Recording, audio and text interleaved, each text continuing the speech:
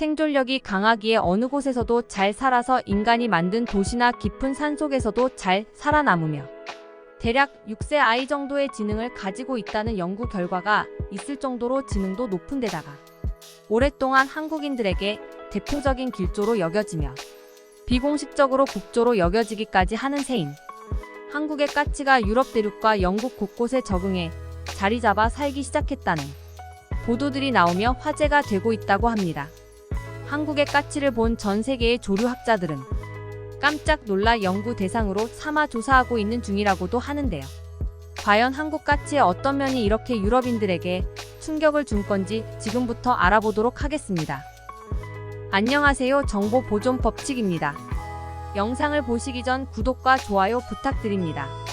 여러분들의 지원은 컨텐츠 제작에 큰 도움이 됩니다. 사실 까치라는 새는 한국뿐 아니라 전 세계에 퍼져 있는 비교적 흔한 종입니다. 영국에서는 까치를 맥파이라는 이름으로 부르고 있습니다. 그래서 런던에 처음 한국 까치가 출현했을 때도 사람들은 그저 흔한 유럽의 까치라고 생각하며 큰 관심을 주지 않았죠. 그러나 자세히 살펴보니 한국 까치와 영국의 맥파이는 생김새가 달랐습니다.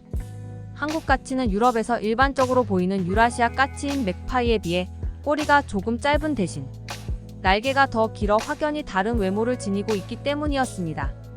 한국 까치의 등장은 영국의 조류학자들에게 있어서 정말 충격적인 일이었다고 합니다.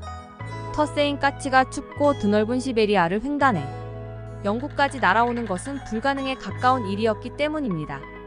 따라서 영국의 조류학자들은 일반적인 유라시아보다 빼어난 외모를 가지고 있는 한국 까치를 애완동물로 키우기 위해 밀수해 왔을 것이라는 것을 정설로 받아들였죠. 한국 까치에 대해 최초로 보도한 영국의 방송사 ITV는 뉴스 보도를 통해 영국 평원을 뛰어다니는 까치의 영상을 공개했는데요. 탐사보도팀은 아마 영국인들이 머리도 좋고 외모도 뛰어난 한국 까치를 키우기 위해 비공식적인 루트로 들여오는 과정에서 까치가 탈출하며 야생으로 나오게 됐다고 잠정 결론을 내리게 되었습니다. 사실 영국인들이 한국 까치를 애완동물로 기르려 한다는 것은 신기한 일입니다.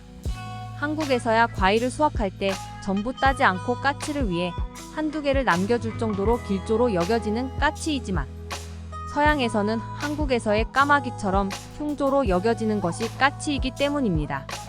특히 그 중에서도 영국은 까치와 관련된 안 좋은 속설이 많은 것으로 유명한 나라이죠.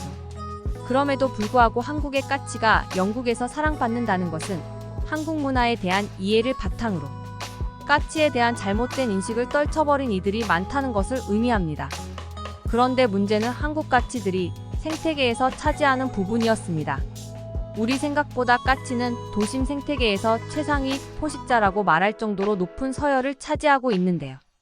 도시화가 진행되며 점점 살기 힘들어지는 매나 부엉이 같은 맹금류들을 제치고 힘들게나마 도심에 적응한 황조롱이가 하늘의 제왕으로 군림하고 있지만 사실 까치 한 마리가 황조롱이 3마리를 이겼다는 이야기가 있을 정도로 까치는 매우 공격적이며 텃세가 심한 종입니다.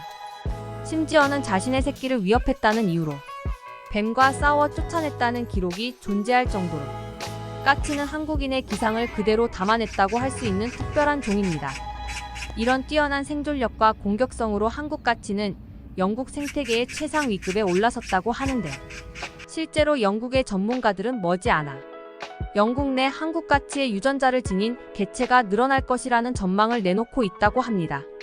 적응하기 힘든 타국의 땅으로 건너가서 갖은 고난 끝에 최고의 자리를 차지한 까치의 모습이 그야말로 한국인들의 기상을 나타내는 것 같습니다.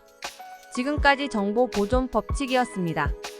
영상이 재밌으셨다면 구독과 좋아요 부탁드립니다.